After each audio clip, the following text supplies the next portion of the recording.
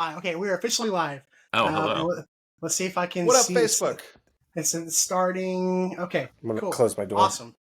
And I even tagged y'all in it as well. So Oh, nice. we are I'll live share on that. Facebook right now, guys. Awesome. Good So deal.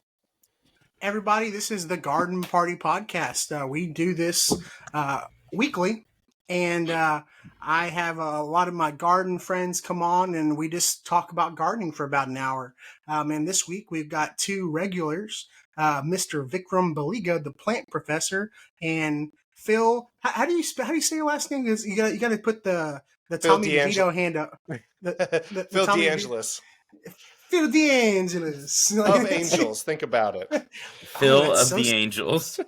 God, man, I wish my last name was that sexy. Yeah, go ahead and introduce yourself, Phil. Or, Hey, everybody. we'll go My name's Vikram Phil. first.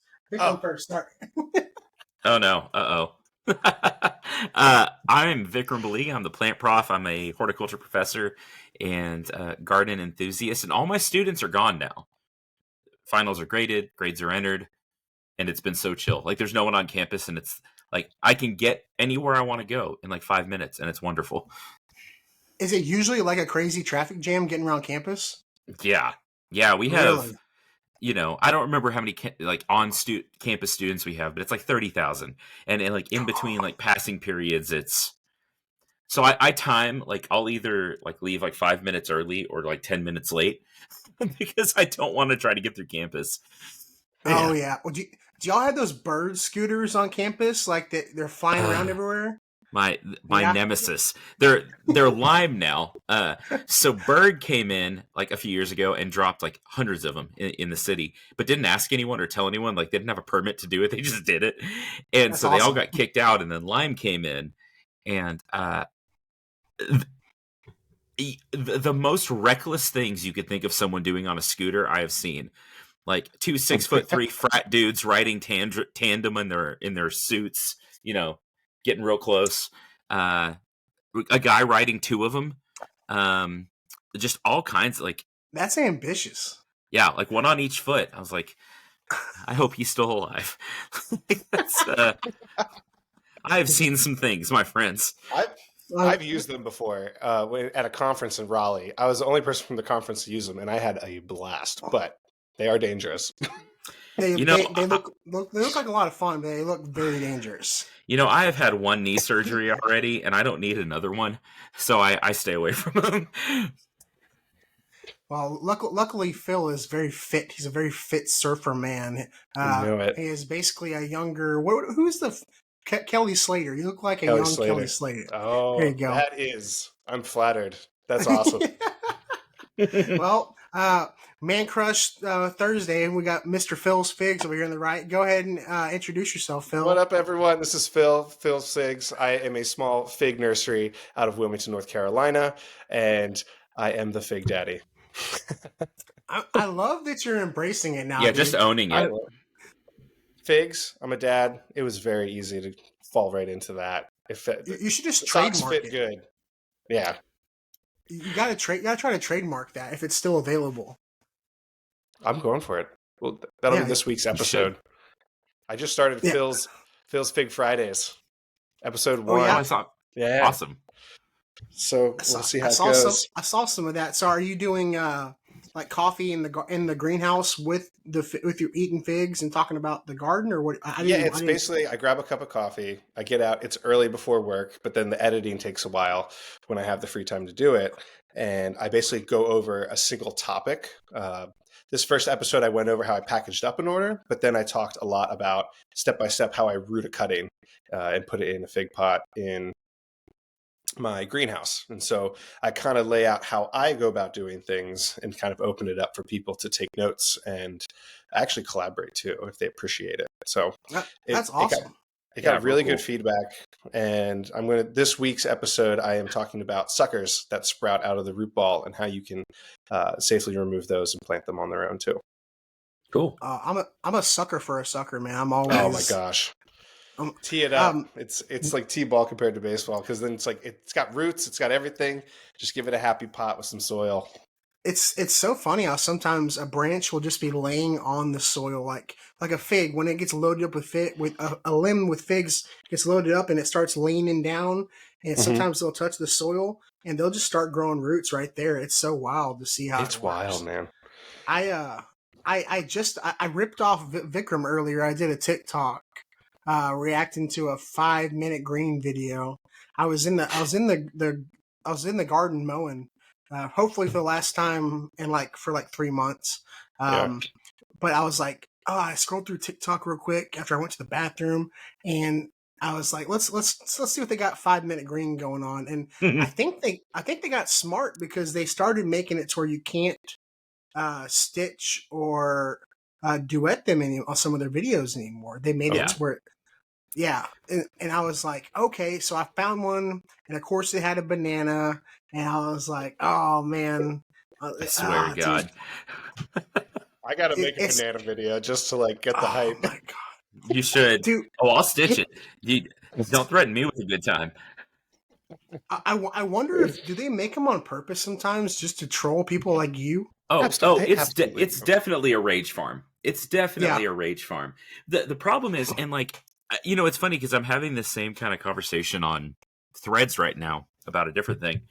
But like, people are like, don't give them the clicks, like, don't push people their way. But and I wouldn't, like, I don't want to give them any more attention than they get. But they have like 20 million followers or something, like yeah, across their platforms. It's crazy, No, no, no, no, and no. people believe it. Like, if you read through the comments and like see what, like, people really believe some of that stuff. And so like, I wouldn't touch it at all, yeah, except that people are like, oh, I can do that. And like, not to be like too serious about it, but I'm afraid it'll like really like turn someone off from gardening. You know, they end up with a house full of Mhm. fruit flies, or like their favorite plant dies after they try something they see on there. And like, that's completely the opposite of what we should be doing, you know? absolutely. Well, so I think we can say for everybody out there listening that there is no reason to ever put a banana in the ground in a plant. There's no reason to ever crack an egg Yeah, raw egg. into Forget So it. so the gross. ground. There's no reason to ever put toothpaste on a plant of any sort. Dude, I saw When you say it it was out a loud, it actually sounds like nails on a chalkboard. Like it's No, dude. it's Oh painful my toothpaste to on me, a god. plant. physically painful. Yes, like they're using gum. It's like every like month or so they'll do something new. It's so bizarre, dude. Think about how nasty those bananas are gonna get. Like it is just so gross, man. Well, and You then know? there's like disease problems, and again, insect and like vermin problems, and all kind. Like, just stay away from it. Like, just throw it. I tell people, just throw it in the compost. Like, Yeah, don't dunk Right. it in water. Don't do any of the stuff. Throw your scraps in the compost, and then you're good to go. We've talked about this before, but you know, yeah, it's just we And it's not it's so fast, easy to make a but it doesn't compost have to be. pile. Just yeah, dude, dump it there. You can just find a place in your backyard against the fence. Throw all your yeah. scraps there. It'll turn into something. Um, Yeah. just My not on my your nice plants. my thing is usually when I'm doing any kind of propagation, someone's like, you should use aloe instead of rooting hormone, or you should use honey instead of rooting hormone, or you should use this. And I was like, this thing of rooting hormone costs $6 Yeah. Hundreds of powder. cuttings. I was like, do you have any idea how much honey is like the most expensive thing per pound, like by pound? Like Mm-hmm. it is so expensive. Why would you ever waste good honey on your propagations? Plus, it's going to attract ants. Why Yeah, would you that's how want you to get attract ants. ants? Yeah. Why would you ever want to do that? But there's people out there that they're like, you should use honey. You should use honey. And I was like, I'm gonna have to do a video eventually just to Oh, shut people up. But like, even honey is a scam. Like if you go to the store and go down the honey aisle, there's so much fake honey out there. Like Is there's there? like, oh dude, It's oh like maple syrup. you It's like there's so much fake maple syrup yeah, out there that like yeah, exactly. but maple syrup, you kind of go into it thinking like, okay, this may not be from a maple tree. It may just be some kind of like corn syrup, whatever. But like you go buy honey, and like if you look at, especially I think there's a bottle with this made it like the shape of a bear. It is not honey at all. It's like there's no honey whatsoever. It's all corn syrup. It's just ugh. like why even be able to call it honey. Like, why even allow it to be called like any kind of honey? It's crazy. So, yeah. So save the honey for consumption and make sure it is Yes. actual honey. Because it Support does have a real lot of honey good makers. benefits, right? Oh Oh yeah. yeah, dude. Yeah. Well, and Especially, like, is it Manuka honey the best one? Like the I'm not Manuka sure. is like the yeah. I think it's Manuka honey is supposed to be like the best or whatever, Hmm. or It's the really good Tibetan for you. honey. But I've also heard that like the best honey for you sometimes too is as local as it gets for you, as it helps you with your adapt to your environment with pollen exposure for allergies. I We hope have that's real out though. here. Yeah, no, I've heard that too. And out here, we have a lot of cotton flower honey, actually, Oh, because this is Ooh. cotton country up here. We have so this is a weird random stat that nobody cares about, but Texas that's what this grows. podcast is about, dude. Keep Yeah, going. Texas grows 50% of the cotton in the U.S. Right, Yep. and within about 50 miles of where I'm sitting, the High Plains grows 50% of the cotton in Texas. So we grow Oh wow. 25% of the total US output just right around where I live. Like this is cotton country. And so like honeybee hives and colonies are so much supported on cotton through the summer. It has a long bloom period. It's a hibiscus. Yep. And so it has a lot of pollen. It produces a lot of nectar. It's open pollinated. They're And pretty flowers. they're beautiful. And Yeah. actually, cotton flowers are cool. They are kind of a buttery white yellow. But then as soon as they're pollinated, they turn pink and close up. So you can, when cotton's been pollinated, because you'll get closed up pink flowers throughout Yeah. the field. But yeah, so we get a lot of cotton honey around here. And people say, and I don't know how much data there is on it, but like people say that it helps with their allergies eating like cotton pollen allergies, eating local honey. Wow. So I don't know. That's very interesting. Y'all being fully educated members of society. I had heard a rumor that people that are allergic to eggs or allergic to like milk or allergic to certain products wasn't that they're actually allergic to like the eggs. They're allergic to like what the animal, like the chicken, was eating. So like they might be allergic to soy being consumed by the chickens, and then them not being able to eat the eggs. So I've heard some stuff like that. I don't know if y'all have ever heard that anything like that before. Like not so much being allergic to like the milk, but like what the What the cow cow is is eating. consuming at the time. I mean, Yeah.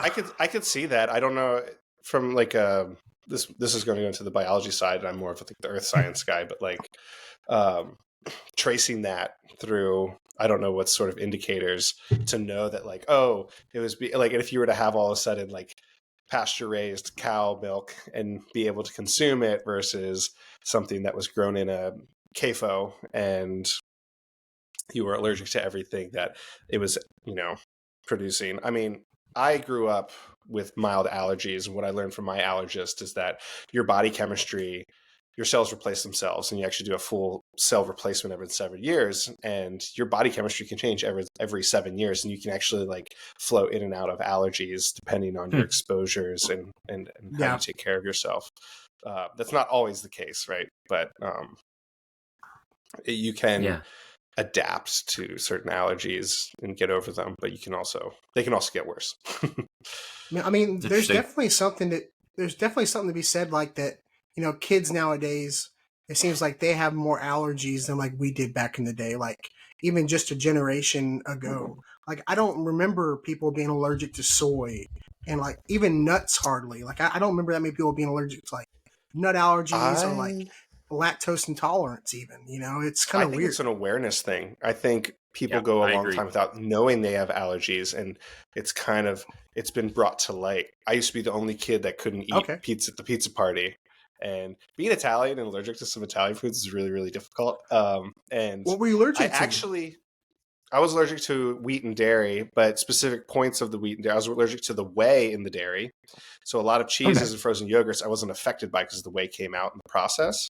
And then I was allergic to the part of the proteins or aminos in durum wheat. So I wasn't gluten intolerant. I grew up eating spelt bread and I grew up eating other types of grains. But wheat itself, and the more processed it was. So if I had like Ezekiel bread, that nice sprouted berry bread, versus Chips Ahoy. My body did not like that Chips Ahoy.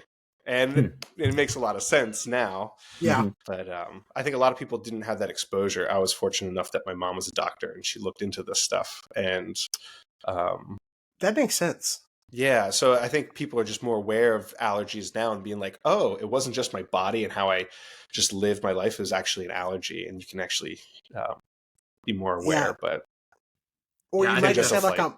Go ahead, Vikram. Go ahead. No, I was gonna say I think that's true of a lot of things, like human health wise, like things that people just dealt with before. It looks like rates of things are going up. It's just our ability to detect those things has gotten so much better.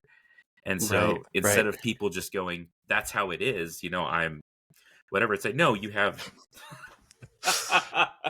Oh man, Amazing. I love it. Has a tattoo on it too. Here, Yes. real quick. I got mine. It's my ode to Chandler.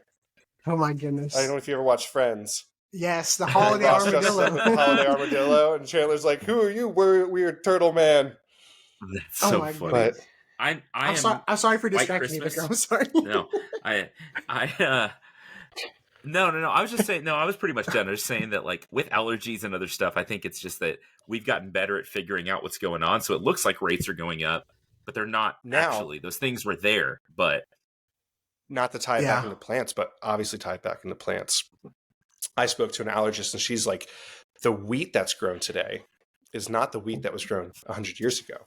It's not the wheat that people survived on 1,000 years ago. We cultivated these grains so we could get those big, giant, fat air bubbles that are fluffy and good to our palate, not that dense stuff that we probably were eating to get by a long, long time ago. So, like, as we've had selective breeding for certain mass foods has also changed the DNA and how we can metabolize it for sure. I definitely agree. I mean, and some like I could have been like, growing up, like I know for a fact that I broke my foot at one point and my dad never took me to the hospital. So like, if I had been allergic to like cheese or nuts, like mildly, to have mild inflammation or something, it would definitely make sense that my dad never got me checked. you're fine. Yeah, he's like, oh, I'm like limping, and he's like, it's not broken. You'll know if it's broken. So like, hey, that happened to me. I had a broken rib, and I didn't know it was broken. I just thought it hit really hard in lacrosse, and my mom felt it was like, no, this is where the bone healed back together. You had a broken rib, and I was like, oh, that makes sense. Yeah, so technically I've never broken a bone, but I'm pretty sure my foot was broken at one point. I was gonna let y'all know that if you haven't already, for everybody watching on Facebook, drop a comment down below if y'all have any questions. I've got the little screen over here so we can answer any questions y'all might have. But I've got a very special book here. Woohoo! A very special book. And I'm kind of aggravated that I didn't send it to Vikram first and have him sign it and then send it back to me. But Plants to the Rescue by Vikram Baliga. Make sure to check this out. It's not too late. Very cool. I mean, I think I got this next day. So if you were to order it right now, you could probably still get this in time for Christmas. This is an awesome book by Vikram. The illustrator is awesome. I forget it was Brian Lambert. Follow him on Instagram. He does really cool stuff. But this company, Neon Squid, tell us about the company that does these books, because it's all nonfiction. Yeah, so they're an imprint of Macmillan, which is one of the biggest publishers like in the world. Macmillan's a huge group, and they're pretty new, 2-3 years old. I think their first book came out in I don't want to get this wrong, early 2022. So they've been kind of producing for a couple of years, and they do nonfiction for kids, sort of a range of books, but they're more aimed at sort of the middle readers, the 3rd through maybe 7th, 8th grade, depending on some of the content. Yeah. So far they've had a ton of different topics, really good stuff, lots of nature. And what's cool is they contract with scientists to write the books. And so, they find experts in all of these fields to like author these books. And, they vet the content really well. And it's, man, they were so good to work with. I loved working with Neon Squid. That's awesome. That's awesome, man. I love it's cool. Like people for like younger kids, you got like the hop on pop and the green eggs and ham and stuff. But you might have kids are maturing different nowadays. And so you might have a kid that actually wants to learn something when he's reading. So this is what is recommended age 8 to 12. Yeah, so You could around there. Yeah. you could probably go a little bit younger. I mean, I like this for my collection alone just because I love the illustrations, and I haven't had a chance to read through it, but I definitely will. But there's a lot of good, uh, not symbology. What's the symbology? No, it's a lot of good. Yeah. What's the symbology here? The symbolism. There's a lot of cool concepts and a lot of education for kids, like especially for people who don't like know where the food comes from, to like know certain things about plants, and it's really educational and really cool. Go to Vikram's page, and there's probably a link on your profile to get to it. So, but you can definitely get it on Amazon and probably still get it before Monday. Yeah, pretty quick. It's and I think they've got a lot in stock right now. It's kind of gone in and out of stock, but we sort of wrote it, or I sort of wrote it as like, if you read through the sections, there's sort of through lines about things like climate change and food supply and pollution and all those kinds of things that we're dealing with as a species. But like, there's lots. It was not written to be sort of a doom and gloom kind of thing. It's more like, here's the cool stuff that science is doing, that plants are already doing, that we're figuring out. And the whole point was just to get kids interested. So each spread is a different topic, and we don't really go super in depth because let me tell you where some of the idea that came from, or for that approach came from, is my wife was a educator at a science museum for about 12 years, and she was the education director there for a while, and worked. She's a bug person, right? Is she bugs and lizards animals, and stuff? Yeah, animals, and just in general. And there was a gentleman that came in with his daughter and was talking to her one day and was like, my daughter finds something she's interested in. We'll see it on TV. We'll see it somewhere. And then we'll go to the library and get like 10 books about it and read all about it. And then we'll move on to the next thing. Oh, that's awesome. So like, I wanted to give kids a whole bunch of different things to get excited about and just sort of spark that interest. And I think that like them wanting to discover for themselves is so much better than me trying to tell them about all this stuff at length. Like, no, like, just light the fire and let them go. Kids are so curious and so much smarter than we give them credit for. Yeah, absolutely. And they're all natural scientists. Like, it's like they have an idea, they test it out with methods, and they see the results, and then they talk about it, right? So, a lot. They talk about it a lot. Yeah. Well, and I like that there's a glossary in the back for dum-dums like me. And like, it's not a normal kids book. There's 80 pages. This is not just like it's pretty hefty. Little kids. It's a thick bad boy book, and it'll, like I said, for people like me who buy books just so they look good on the shelf, this is a great one to put at the front. And I will put it at the front, so every time I do a video, you see this first. Well, that's cool. Thanks, man. I appreciate that. Fantastic. Well, I like how we haven't talked about anything Christmas yet. Nope. We're half an hour in. Yeah. No. I'm always curious because I come from a split family, and then I'm married now, and so I've got in-laws, so I've got even more Christmases to go to. I think altogether I go to about 4 different Christmas parties, and everybody's got different customs. So I wanted to like see what are y'all's like family customs, and and see like what do y'all do every year on Christmas. So Phil hasn't talked in a while, so I'll let Phil talk first. We do. It changed over the years, and it changed specifically when we had kids. And I think we ended up being the home that everyone comes to because we have the smallest children. In fact, my brother and his wife don't have kids yet. So the default was lucky to all come down here and and reprieve us from the kids running around. But the traditions I grew up with varied. My dad's side, if we ever went over to my dad's parents' house, they always did a lot of the 7 fishes, which is popular in Italian American culture. And can you walk us through that, because that's very interesting. There's some dedicated plates that you always have, which is like you have your squid, so your calamari, I made it in like a red sauce, and you call it like cocho, and you put it in garlic and parsley and olive oil, and you put the spicy red sauce, and you stir it all together and just eat it with bread. And then my grandmother always made this dried fish called bacala, and you rehydrate it, and she also puts that in what she calls a gravy.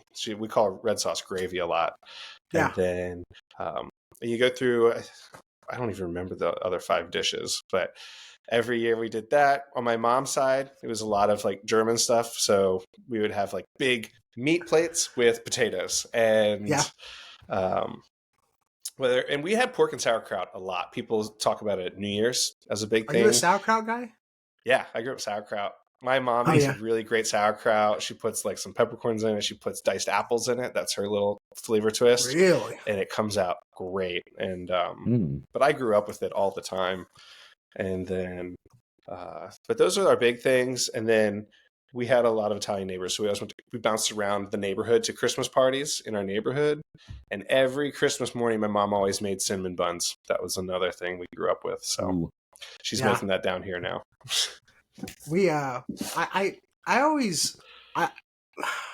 I grow a lot of veggies. I grow a lot of things in the backyard, but I haven't always eaten all the things. Like my wife, I don't grow anything that I wouldn't eat or my wife wouldn't eat. Like one of us would eat it.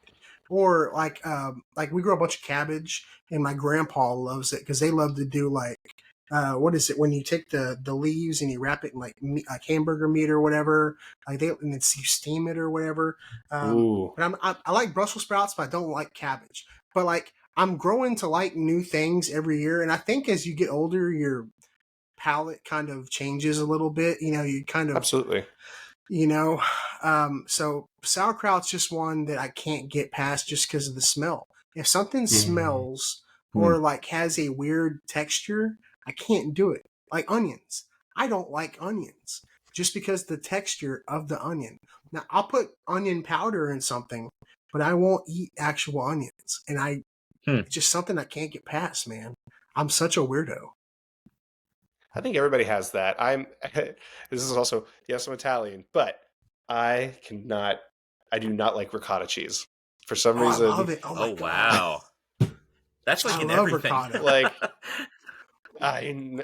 it's when it's overbearing, right? But like a lasagna. Can you have it with your allergy? So my allergies have diminished as I've gotten older, so it's not quite as bad. And because whenever you said way heavy cheeses, I was thinking like ricotta and like would mozzarella be a way heavy cheese? Not a lot of the whey comes out a lot in a lot of mozzarella. So really? What would be like a way heavy cheese? Cottage cheese, maybe. Oh, really? Oh, maybe. But cottage cheese, because it's like people sometimes try to eat it for the protein content, but my body also does not like that. Protein. So I wonder if that's the case. I'm glad you grew out of that. Cheese is amazing. I treat it like a dessert. Yeah, cheese is amazing. Like a wrapped brie, like a baked brie, you know? Oh my God. Put some fig jam on top of that. Ooh. Dude, I didn't know all day the inside of a cannoli was ricotta cheese. I thought it was like a pastry, like cream or something like that. I didn't know it was ricotta. Sometimes cannoli. You can put different stuff inside of it. Yeah. Okay, there is different stuff in there sometimes. Yeah.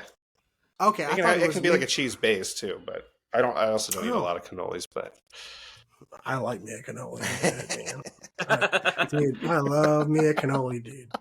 But down here in Texas, a cannoli might be something different than like, you know, what it is up there, you know, because I think we're gonna have a lot more like, you know, buttercream in our cannolis down here. Well, it's even like kolaches. Like kolaches, my in-laws are all Czech and Polish, and what we call a kolache. Phil, do you know what a kolache is? No. Really? Oh my God! I forget. That's my favorite thing. I love kolaches. Yes. I forget that like people from outside of Texas don't know what kolaches are. So, what we call a kolache is what y'all would call like a pig in the blanket almost, except for it's pretty much fully sealed.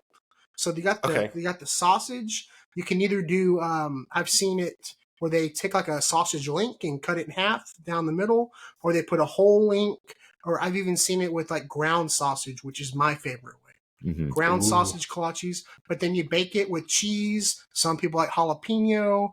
Some people put like mushrooms. Some people put all kinds of stuff in it. But my wife's family is all Polish and Czech, and what a kolache is to them is it's like a cheese Danish.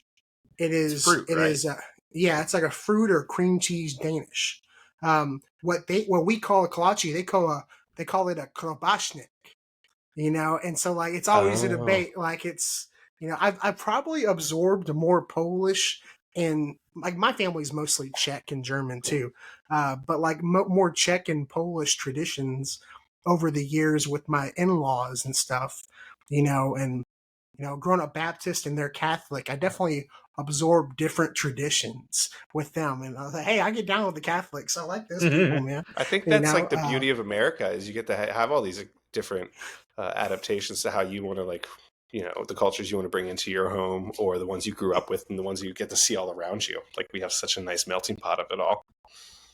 Absolutely. Well, and we've never really I've never asked Vikram. Yeah, your name's Vikram Baliga. I don't know like your background, like your culture, and I don't usually ask people that. But like, do y'all do anything different for like Christmas and stuff like that?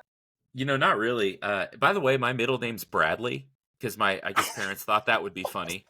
Um, like let's just toss a white one in the middle.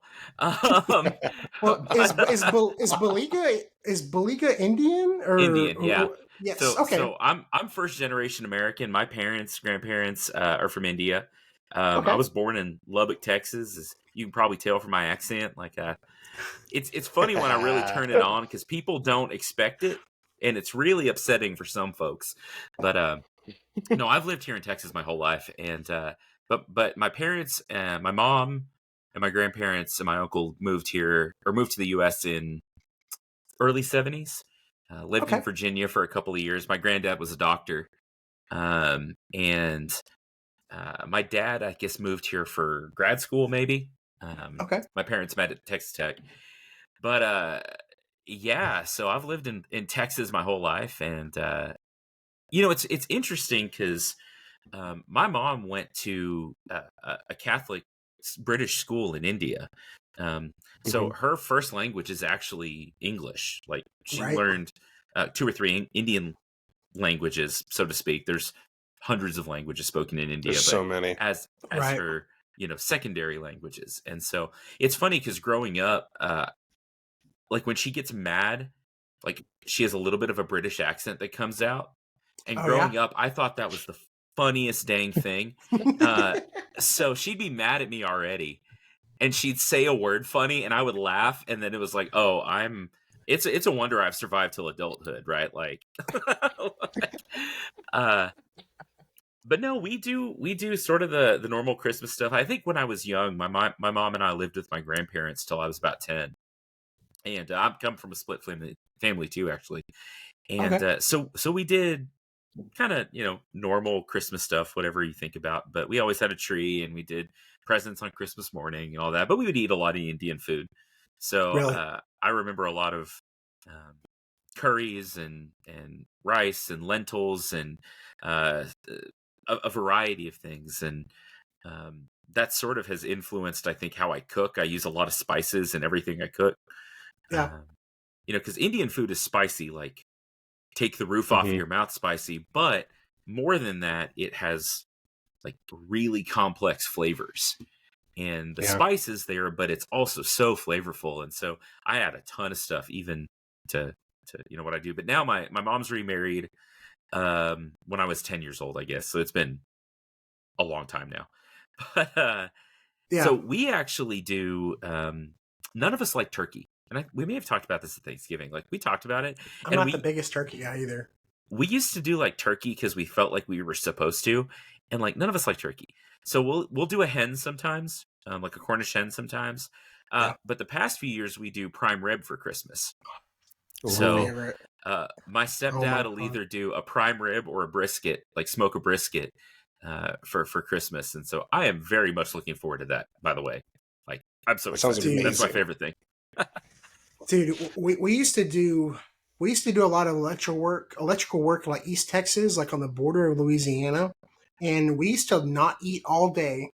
drive an hour and go across the Louisiana border and go to L'Auberge du Lac. It's a casino, and they have like a $40 all-you-can-eat buffet where they have like stone crab and like all this crazy stuff. But what I would do is I'd pay my $40 and I would eat my weight in prime rib, because prime rib is like might be the best thing I've ever eaten is prime rib. Like, and you have to like medium rare-ish meat to like prime rib. Like my dad doesn't like it because he likes my. It's a sin really because my dad has like cattle and he butchers he has his cattle butchered, has his own meat, and then he'll freaking cook his steaks well done and put ketchup on it. And I Oh tell him, no. I'm like, Dad, I was like, it should be illegal to do what you're doing to this freaking steak, you know? But yeah, I mean, prime rib is where it's at, dude. He actually did pork steaks on his, Oh. I don't know why he called them pork steaks and not pork chops. But they were like giant cuts of pork and they were really good. So like that was what we had. And well, it's always a hodgepodge. My mom is remarried to a Mexican guy, and they do like I don't know if that's the right way to say that, but it didn't sound I mean, it didn't sound right No. coming out of my mouth. But like they'll do tamales and certain things like that. But he does like prime rib and stuff like that you were saying. And then we typically probably do a turkey on my wife's side. It's like that. I want to say turkey and ham is probably the most popular because mhm. it's so good for leftovers. Like the Oh, next yeah. day, you know, Mm-hmm. like the fixins and all like the turkey and the ham are so good the next day usually. What is y'all's favorite dish out of everything? Like your favorite traditional like Christmas, Thanksgiving? Mine is sweet potatoes. I've grown to Mm. love sweet potatoes. Oh. My Uncle Steve, shout out to Uncle Steve and Jonathan, if they're watching. Uh, but they make this sweet potato dish. You know, some people put like the marshmallows on top. They put a very light layer of that, but it's the Yeah. brown sugar. You know, so Mm. I'm probably actually liking the brown sugar and marshmallows. But More than the I will potato. eat. But I'll eat a sweet potato by itself. Honestly, it's Yeah. just the cherry on top is the sweet potatoes. That's my favorite thing. My But you, main Vikram. dish.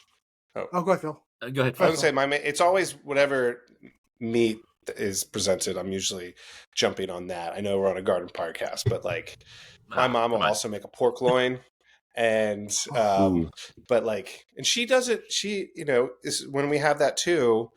Like she puts it's a lot of rosemary, and she'll actually do soy sauce, and like and the way it comes out after it's baked, and you're like, oh, Oh, but that sounds so good. Dude. and then you just house a bunch of that with some mashed potatoes or mashed sweet potatoes, and then there's some greens on the plate, and call it good. Are y'all the type of guys that like won't eat like powdered mashed potatoes? Like I As a kid, I ate the as pure like as the powdered or processed one as much as like possible. That was what a default. And then as I've aged, you know, I would love like a good smashed red potato, mashed potatoes with like the little bits and chunks of the skin in there. So I switched it up as I got older. I will, but I prefer not to. yeah. If I have a choice and like I can mash my own potato, I'll do that. But Yes. Yeah. I'm not that picky. Yeah, I don't know that I've ever made real mashed potatoes because I'll buy like the bag of like the Idahoan freeze dried. If you think about it, I've watched all these homestead videos. I know how they freeze dry stuff now. So like powdered mashed potatoes are just freeze dried, you know, whatever shaved mashed potato, like regular potatoes. And so the way I make them with like the powder, add the water, add the butter, and a little bit of cheese, some seasoning, I almost can't taste the difference. And I would say I would put my powdered mashed potatoes up against somebody's regular potatoes and see if someone can tell a difference because they have all the varieties now. They got like the red ones, they got all that stuff. But Oh. mashed potatoes are good though. I love pork loin, and I take a little piece of mashed potatoes and put it on my pork loin and eat it like that. That's my favorite way to do it, dude. I love pork loin. It's so good. I'm trying to think what my favorite dish is. Like I I kind of, I like all the different foods. I kind of like the whole experience of Yeah. getting a little bit of like so just a couple of things. First, and I feel like I need to brag on my mom just a little bit. So she doesn't eat red meat Shout at out to the all. moms. Yeah, she doesn't eat red meat at all. And she Oh, makes really? the best pot roast I've ever had. And she doesn't even eat it. She won't eat it. She doesn't taste it, but she can, like, she knows what it's supposed to smell like. And when it smells right, it's done. And she makes the best pot roast I've ever had. It's incredible. Wow. She'll season a steak perfectly. And she's never eaten a steak, like never had red meat. But it's funny because every Christmas she's like, oh, we're just having a simple meal. It's not much. We're just going to do a few things. And she'll start going through the list and there's like 15 things. And I'm like, we must have very different definitions of simple. Because like, if I say like, I'm having a simple meal, I'm having like some crackers and a bag of beef jerky. Like, I don't like, Yeah. But I will say my wife actually also makes, top-notch deviled eggs, and I've always been a big deviled egg fan. My wife I've loves never them. had one. I never got into it, but they're fine. I'll dabble with them, but my wife's obsessed. Maybe that's something I need to try. Like I tried to make myself eat something new every so often. Like go with my nose, like hard boiled eggs aren't always like the most appetizing smelling things. Yeah, It's no. because usually for me it's a smell thing. Like if I smell it and it smells funky, I'm good. I'm kind of a germaphobe. I'm kind of like I eat my lunch in my office by myself because if I'm around other people while they're eating, like it's so weird. If I'm eating a sandwich and someone else is eating something different, like right across from me, I get grossed out. I'll be walking down the hallway at lunch, and like one dude's got like Mexican food in one hallway or one office, and one guy's got like Chinese food here, and someone's got this, and like all the smells, it makes me want to vomit. Like I can't do it, so I eat my lunch in my office by myself. But I should probably try deviled eggs. I should try deviled Give it a eggs. shot. And I will try sauerkraut at some point. He's into it, but Yeah. yes. I have to talk myself into things sometimes. The other day, I watched a video on YouTube of someone making homemade relish. And I was like, if you think about it, relish is just chopped up pickles, I was Right. like, why not just try relish? And I think next time I get the opportunity, Here's I will try something relish. I want to bring up with fermented food, and I do this with Okay. sour beers specifically because I learned this. I read this. A big bacteria in making things sour is lactobacillus. And if you consume that, you have a huge nerve that connects your brain to your gut, your vagus nerve. And lactobacillus, when it picks up on lactobacillus in your gut, it actually goes to your brain and releases serotonin. So scientifically, sauerkraut and sour beers can make you happy. Make you happy. Really? Speaking of sour beer, I think I talked about a couple episodes ago how I have a little peach orchard, and little, it's a vague term, right? That's a sliding scale. How many acres is it? 5. Okay, that's That's small to me. 475 trees. It's not little. Just little. But a few years ago, we didn't get the chilling hours in South Texas, like where most of the peaches are grown in Texas, in the hill country. Yeah, I said South Texas. I really meant hill country. And so, like, nobody made south peaches. To you. Yeah, south to me. I'm way up here in the flatlands. So nobody made peaches down in like the Fredericksburg Hill Country area. And so there is a brewery in Austin, near Austin, called Jester King. And they do small batch peach sour every year in like August, September, after the peach harvest. And they couldn't get it down there. And they make like 3,000 cases a year, and that's it. And they came up and they sent a refrigerated truck and bought like 2.5 tons of peaches from us to make this peach sour. From your small orchard. From my, yeah. And that was I will say that was our best year we've ever had. Yeah. Like that was our best year weather-wise. And it was so good, y'all. And I don't know if it was just like a mental thing that I was like, these are my peaches that are like in this beer. Did you end up getting some? Yeah, they sent us a couple of cases as a thank you. because they were like, "You saved us! Like this is one of our most popular things." Like, and it was great. Jester King is like, I know Jester King, and I don't know much about Texas at all. And Jester King Brewing does really well across the country as far as high quality beer. So Are kudos you a to you, craft man. beer guy, Phil? Yeah, I used to homebrew a lot of beer. It's a fun Okay. process, and you can really nerd out with it. So anyone who's a scientist, it's really fun, and it's got a culinary aspect to it too. But like Yeah. knowing when to convert all your starches to sugars during the mash, and then boiling that and adding all your accoutrements to make the beer taste the way you want it to, and then letting it ferment. Um, it's a fun process that takes a lot of time. So unfortunately, when I went to grad school, then following grad school, becoming a dad, my time to brew has really diminished. It's such But a dad thing to do. It's such a dad thing to do, man. and now I've gone full force into like, because it was really fun growing hops as well. It's a really fun plant to grow. Ooh, Is that something we can grow here in Texas? I'm sure probably you can. in They're parts of relative. Texas. They like Really?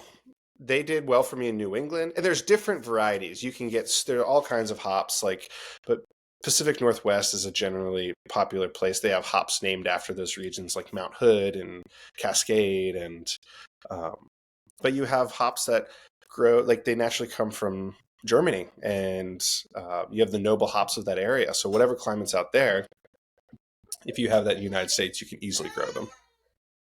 That's interesting. I never got into actual beer making.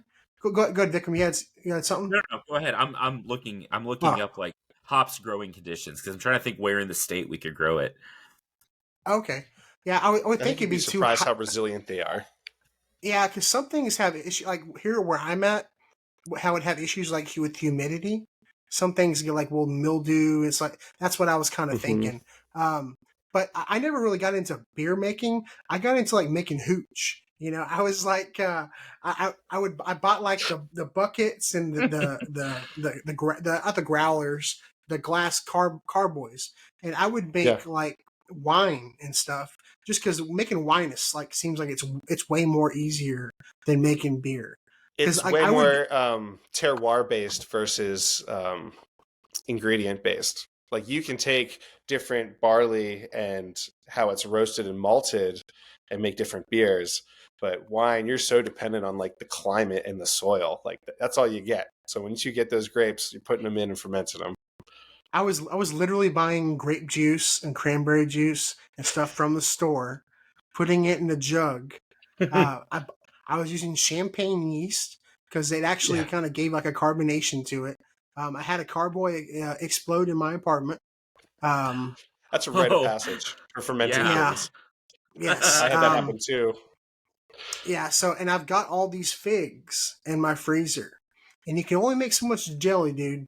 And so I'm thinking about making like a fig, like cooking down my figs, straining it, like taking an Yeah. emulsion blender and Hmm. making like a nice juice, like straining out all the particles, and then doing a mead with some honey.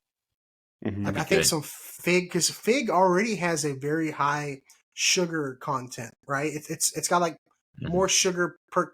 Honestly, the wrong term, but per capita than like all other plants or whatever. But so I shouldn't have to add too much. But I figured I'd do it with that champagne yeast again. But the winter time is probably a good time to do it, right? Hmm. And champagne yeast is really good because it's aggressive enough as a yeast and it can sustain higher ABVs. A lot of beer yeast will fall out of suspension at around 10%. And so like that's Okay. why champagnes you can go up to that 13, 15 Hmm. before they're like this is too much for me and go dormant at the bottom. Yeah, I want to make some fig hooch, dude. I call it like my prison wine. Please call it fig hooch. If you just Fig put a hooch. Yes. label on it, fig Yes. hooch, that Fig would hooch. be the best thing. I would I Hashtag need a fig pint glass hooch. that just says Hey, fig hey, hooch. Destin, can you send me a bottle of fig hooch? Now, the last time I made it with cranberry juice, it was so strong that we are having to cut it with like orange juice. Like it was strong, dude. It was some Wow. like prison wine. But I was literally buying like ocean spray cranberry juice from the store and just trying it out. Well, Oh speaking my of gosh. Christmas, probably one of the best gifts I ever got for Christmas was from my brother-in-law. He gave us this little kit, and it was a bot. So like all you needed was the juice or whatever you wanted to use to make your hooch, and it was a bottle cap with a permeable like hole in the lid where it would let air out and not let air in. And so it came with like a little capsule of like yeast, airlock, and you would add it in there, and you could make any kind of like hooch in a 2-liter bottle. And I was like, that is so cool. And so I made a bunch, and then that's when I bought like a 7-gallon carboy and like, you know, the S what do you call it? The airlock or whatever. I kind of got into it for a little bit. Yeah. And then I started gardening. Brewing beer is like that. And then when you make good beer and you drink it, it's like that scene in Castaway when Tom Hanks is like, I made fire. Like while you're drinking beer you made. Like, I made beer. Oh yeah. Well, I've got way too many hobbies, dude. I've got way too many hobbies as it is. Yeah, I feel like to do woodworking. I like to do woodworking stuff. I haven't had time to do any of that, especially since the price of lumber skyrocketed. Oh, it's crazy. Yes. It's crazy. I like to do metal detecting, and just finding the time and the right weather to go do it here is like, you know, especially in my part of Texas, you got to find a good spot because there's just so much trash. There's so much trash out there, dude. Everywhere. Somehow. Dude. I don't. I was going to say everywhere, but.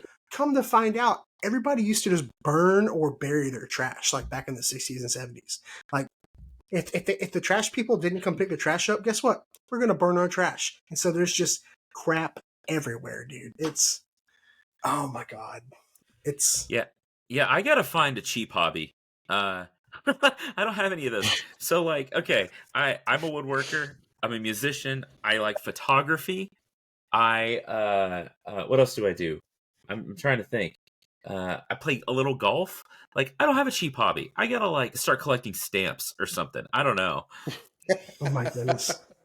Yeah, none of those. You're in good company though, because I have like 17 hobbies, and here we are. Like, I mean, some just take precedence now. Like this gardening thing is just like one of the best things I can do. But yeah, not to mention like all the avenues of gardening and what you can get into.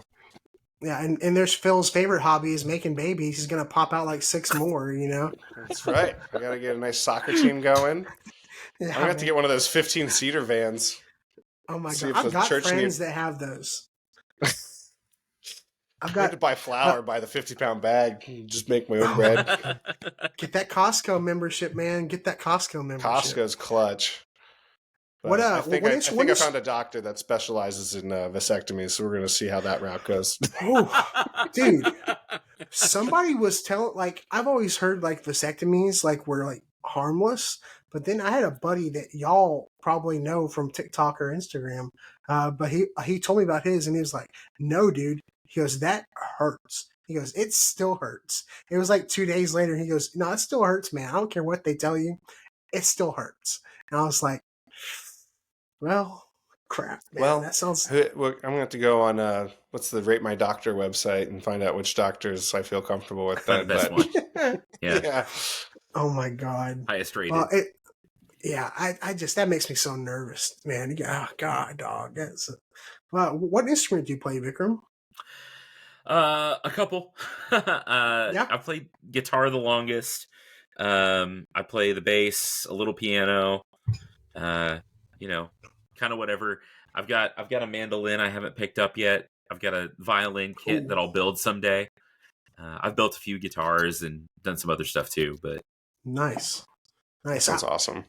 Everybody's always looking for a bass player, so you should be fine.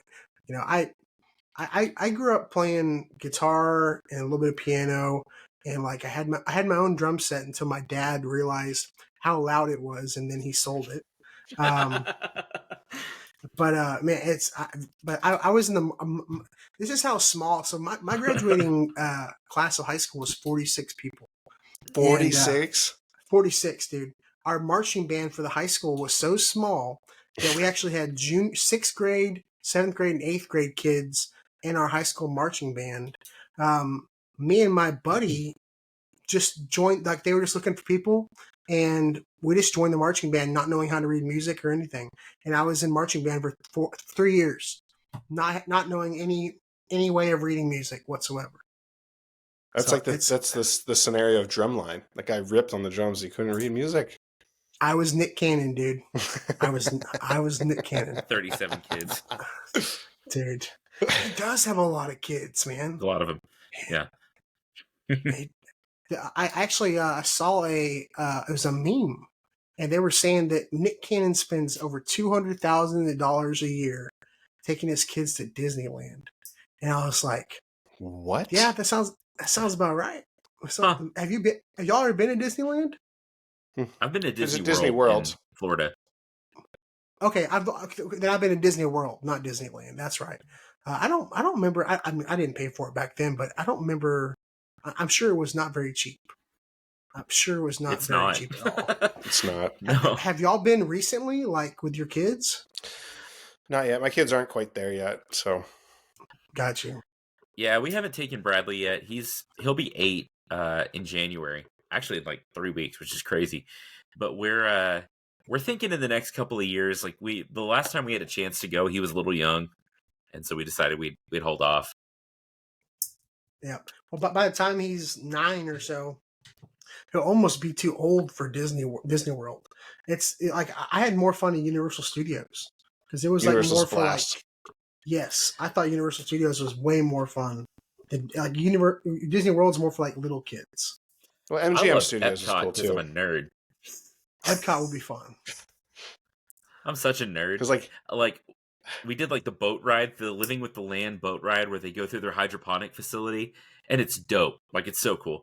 And you can actually do like behind the scenes tours where they do like breeding, genetic work, and they grow a lot of the. They actually grow a lot of the produce for Epcot, in like a hydroponic facility, not on park, off park, but so it's like, of course Disney doesn't do anything like halfway, right? So it's the best technology. If you can ride a boat through your hydroponics production facility, I mean, pretty cool. It's pretty cool. I mean, yeah. That's a really coveted position to be a Disney Imagineer, and I think Imagineer.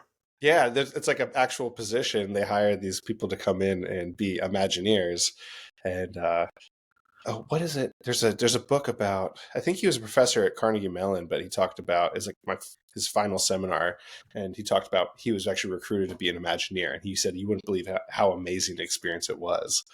It's just like constant creativity. I wonder if it's still like that though. With all I don't know. I remember Disney being a lot different than it is now. Like when I was growing up, but it's like the next Marvel movie, and it's just like content. I wonder how much different it is. Yeah. Yeah. We're also old. So yeah. I am old, dude. I am old. Well, speaking of old, you got a promotion, huh, Vikram? I was gonna say congratulations. You got a promotion at work, huh? Oh, thanks. Yeah, actually, back in May, nothing really has changed until now. But I'm like solely teaching faculty. I've been running the greenhouse for almost 6 years, in addition to teaching and doing other things, and working more than I should. But no, I'm teaching faculty like 80%, and then supervising the greenhouse. And actually, my podcast is part of my job. Shut up, really? I took a swing at that a couple of years ago, and I was like, look, this is good science communication. Like, it's good outreach. Can we work that into my job description? And my department chair was like, yeah. So it's part of like the outreach part of my job. That's great. And your podcast is awesome to listen to. I listened to those episode 98 and 99, and it was nice. You had some great guests on there. I have been shocked at who has agreed to talk to me. Like, I found a lot of people on social media and just been like, you want to talk? Like, you want to chat? And some really, really interesting folks. That's awesome, dude. Well, and is your program, is that the program that's put out by NPR, the local NPR as well? That's a different show. That's In the Grow. So Planthropology is the one that I host and produce and do everything for. And then, the NPR show is called In the Grow. So that's sort of a separate deal. but yeah, no, I'll be spending most of my time teaching. I hired a manager for the greenhouse and gardens who's doing great, and it's going to be a interesting kind of different spring semester. I spent this week kind of cleaning out my office, and That's it where I was saw the picture. I was like, it seemed like it was sad. It was like almost like you're moving on, you know? yeah, it was like it was strangely emotional, and I don't know why. Like I think it's just like I've loved that job. It's been a cool job, and like I'm excited about what I'm going to be doing, but it's definitely I think change is just weird.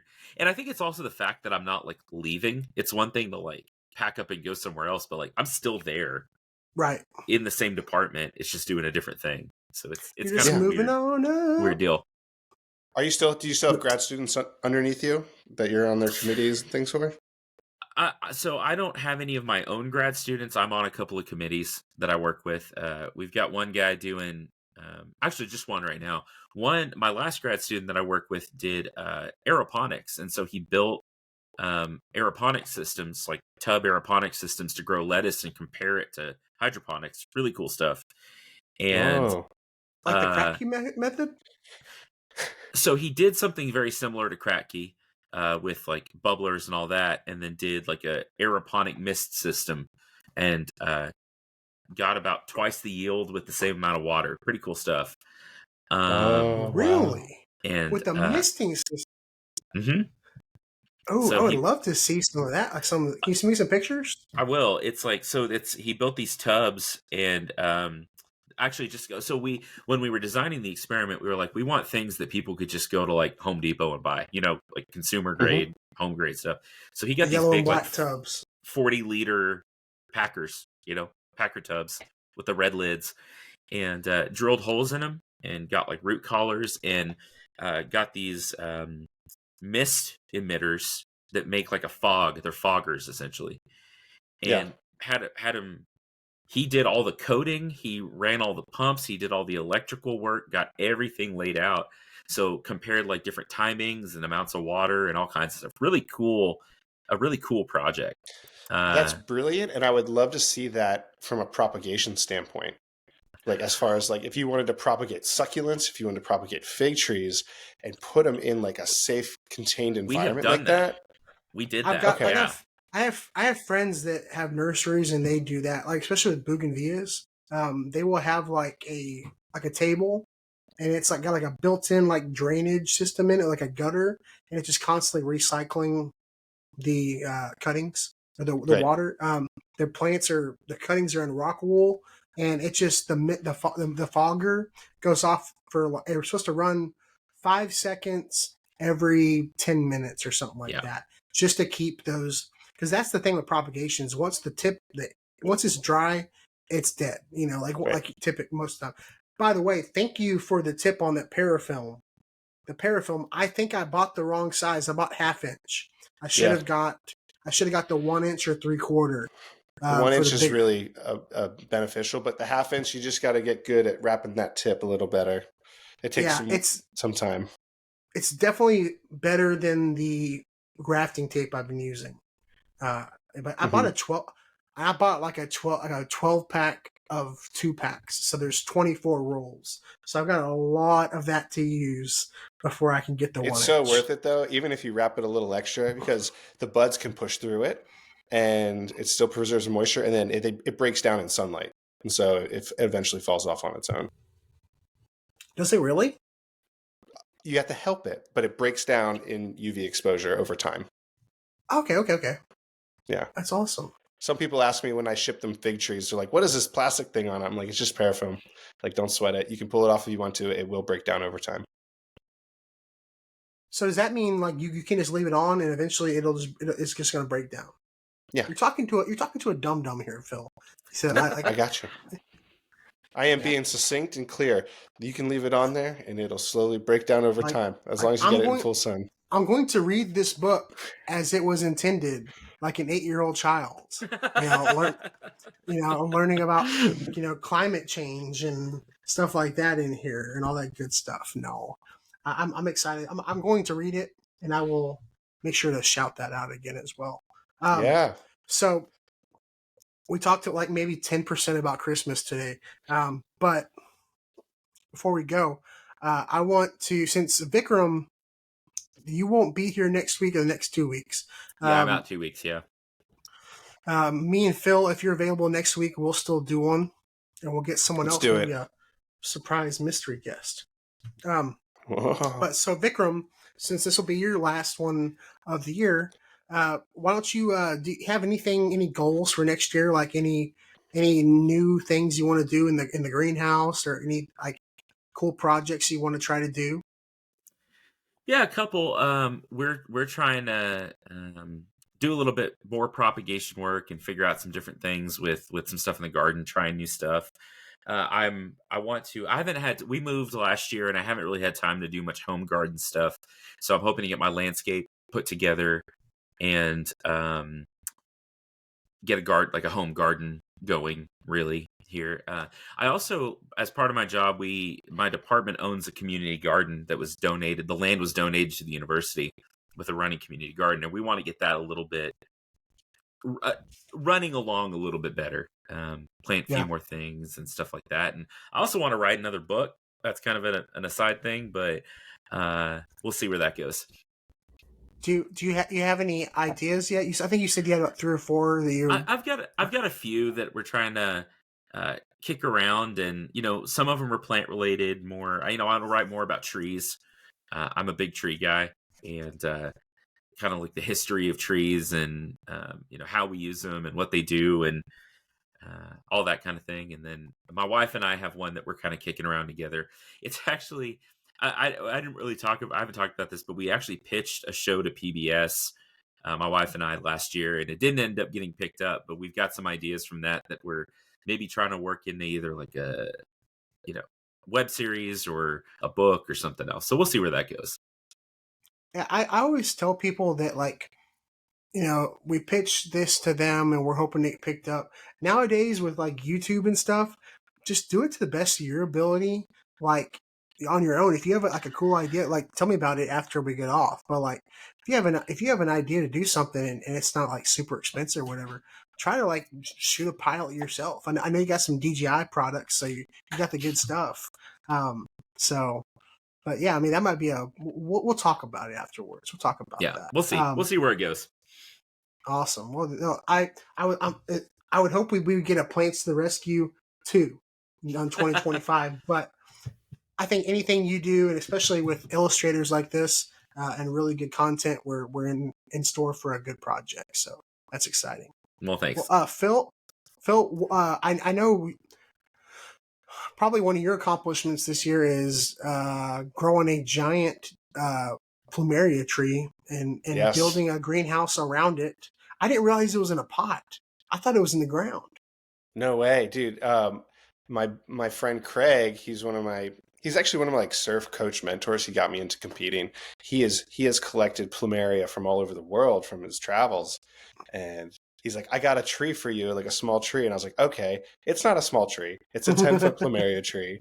And it was in the back of his truck. And it was a fun scene to try to put that thing in the greenhouse and then find out where to put it in the greenhouse as it scraped across the roof. But I'm eager to see how well it does this winter. I'm very proud of that greenhouse system that I set up is only a year old, and I monitor it, and my goal is to be as passive as I can with it, with as limited electrical plug-in uses possible. And I just have the one greenhouse heater and a heat mat for my cuttings, and the greenhouse seems to be doing well. It got down to 30 last night, and that's really cold for here. I had a 15-degree differential, so I had it at 45 in there, and that was fine for all the plants at night. Just as a safety net, what I would do is take some cuttings and bring them in the house. Just bring them in the house and put them somewhere cool and dry, and just let them overwinter. And then you can just stick them in the pot next year, and they'll come right back up in the spring. Just so like if something happens and you lose the whole plumeria, you still get a couple cuttings to start over again. Like I do with my figs. Like my whole crisper drawer has been bogarted by Phil's figs. And, wait, in your fridge? In my fridge. Where I'm just storing the cuttings all wrapped up. So like whenever people buy cuttings from me and you want to store them, I'm going to do a post so you can just see what my fridge looks like. And you can do the same if your spouse lets you. Right? Yeah, I was I was nervous about my plumerias because this is my first year growing plumerias, my first year growing desert roses, and I Okay. thought they would kind of be the same, and they are in some ways, but they're a little different as well. What I've come to know is here in Texas, when the plant says full sun, it doesn't mean Texas full sun. And it does Yes. not Nope. mean Texas. Nope. So like It I was means losing. Connecticut full sun. Yeah, no, dude. So like June and July came around, and all my desert roses, all my plumerias were dropping their leaves, and I was like, I gotta move these into my greenhouse under the shade cloth. And as soon as I did, they took off like crazy.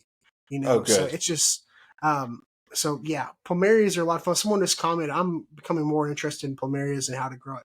I've done a couple videos on plumerias. I'll do even more in the spring. Phil, I'm sure you'll probably do some propagation videos from that Yeah, big. I'm obviously going to send you some cuttings. Like they root easier than fig cuttings. They're really easy. And Yeah, if you ever see them at farmers markets, you can just buy the stick and just plop it at home in some soil, and you're good to go. that's Um, how I grew. That's how I got most of mine. yeah, same. And like the one downside is they cannot freeze. I've watched them just hit 32 and just die.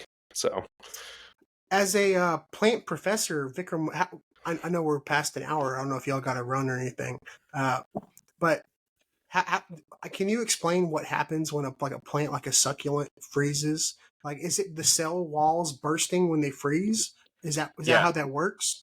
Yeah. So the basics are like when water freezes, it increases in volume. Like when it turns into a solid, it increases in volume, which is rare. right. Like that's pretty unique to water.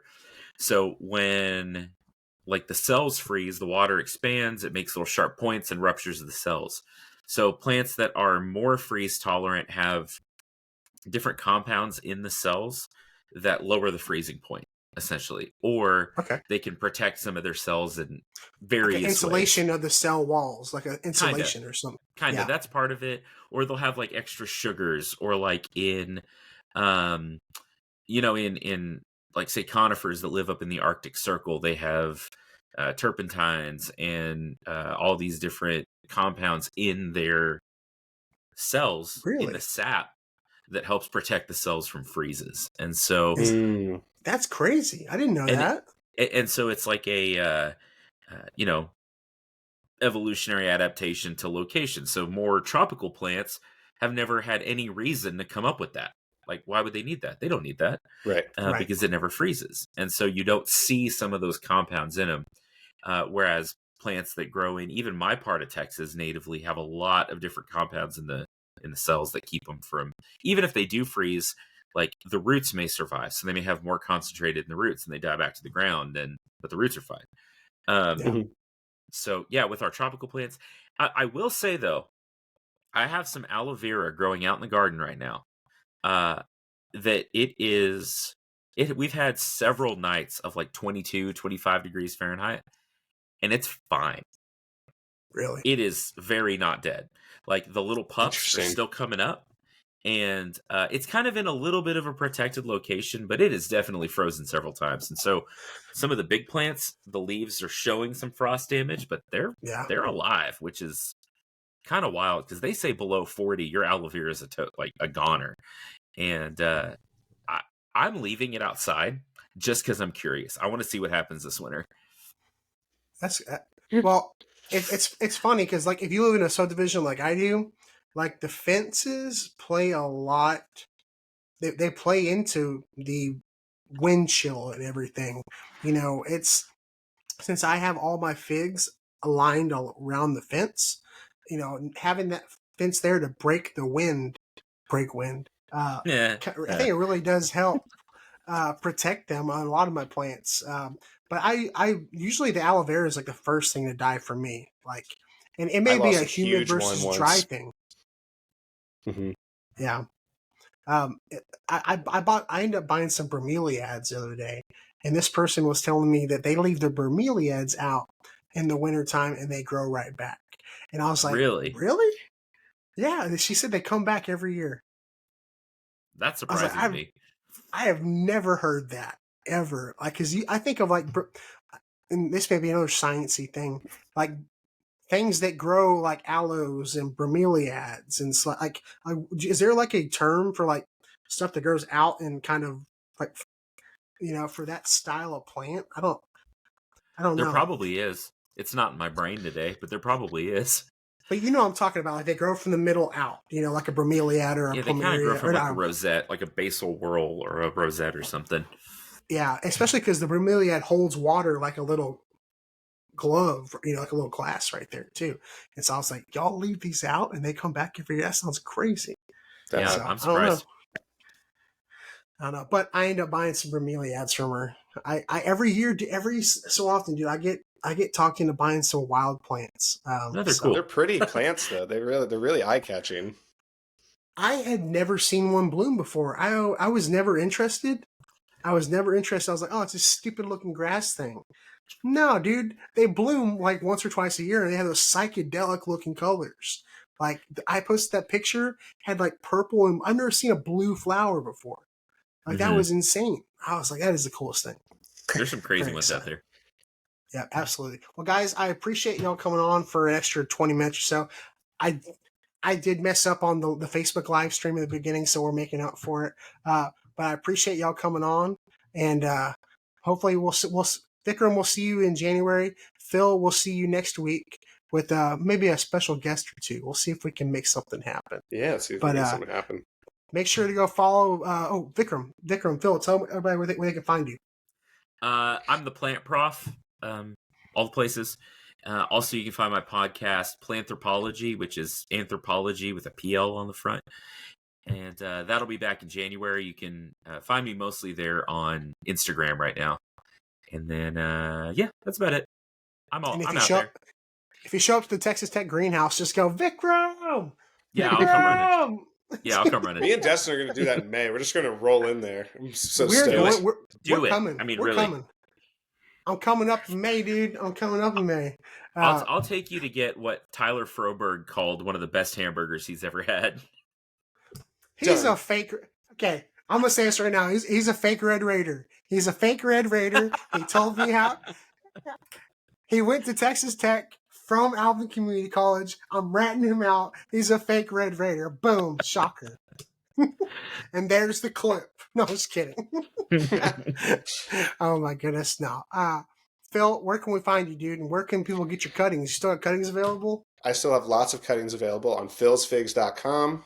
You can find me on Instagram. I sell cuttings on my Instagram store there at Phil's Figs.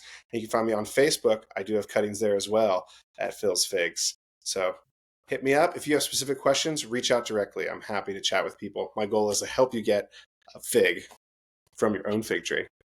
Yeah, and that's like people's number one question about figs. Like, hey, if I get this fig cutting, how long will it take me to get figs? Like, within That's like the a beauty year? of a fig tree. In a year, you can get your first fig. They will get better over the course of a few years, but you can get a fig in the first year. Like the grandpa fig, right? Like the grandpa fig. Or the godfather fig, not the grandfather fig. I mean, here, before we hang up, here's the story behind the godfather fig. Yes, tell me. Okay.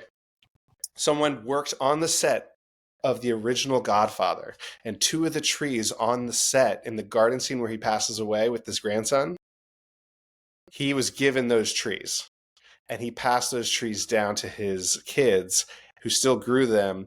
A guy found out about this story, and this is the Godfather. So it's a direct descendant, cutting after cutting, from the scene with the fig in it. I've got Don Corleone's fig. That's so cool. Yes. Are you Are you serious? I'm actually packaging up Vikram's order of figs is going out tomorrow. So excited. So he's got some Godfathers in there. But yes, from that scene, that fig tree, that is the parent tree of those cuttings. That's the coolest. That is so bad. That's awesome, dude. Oh Yeah, man. Why didn't I ask about? Oh my god, that's so awesome. That's so freaking cool, dude. And I love The Godfather. I love old movies. Me and my wife actually went to the theaters and we saw the best Christmas movie of all time last week. They did the 35th anniversary of Die Hard at the movie theaters. We went and sat and watched that, and So make sure to watch your diehards. Make sure to watch your Christmas Vacations. Real quick, Vikram, favorite Christmas movie? Elf. Oh, get out of here. Phil, Rom-com, Chris, The Holiday. I do love The That's good. Holiday. It's a good one. I It's a love good The one. Holiday. Guys, Jack Black thank- showing a sensitive side. oh my God. I just like Cameron Diaz. Oh my God. Thank y'all so much for coming on. Merry Christmas. If I don't talk to you between now and then, everybody on watching, thanks for watching this long, and have a Merry Christmas. And we'll see you before the New Year. We'll tell you Happy New Year before then. So thank y'all very much, and we'll see you on the next one. Merry Christmas. Thank you.